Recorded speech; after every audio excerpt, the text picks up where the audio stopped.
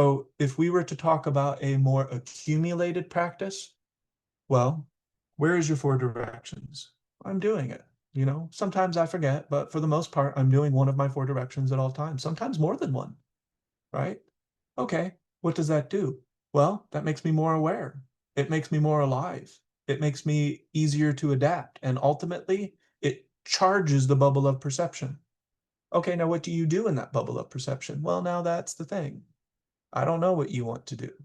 I do very certain things. And maybe Don Juan gave me the idea. I don't know.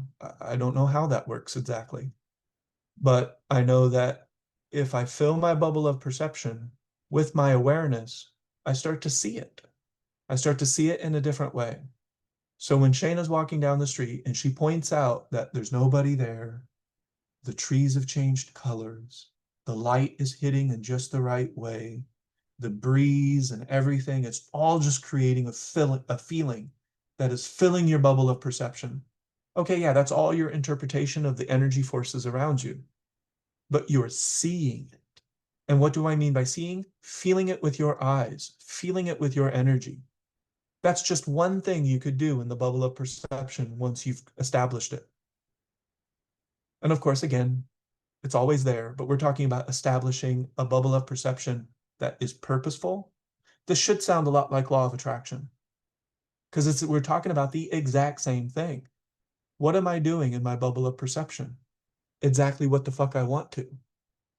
Becoming a doctor, becoming a medical professional. I live the way that I want to live.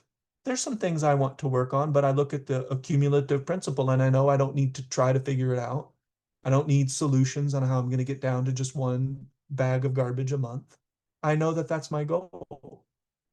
And I can't help but notice that the more that I do my practice, the more that I establish my bubble of perception, I meet my goals.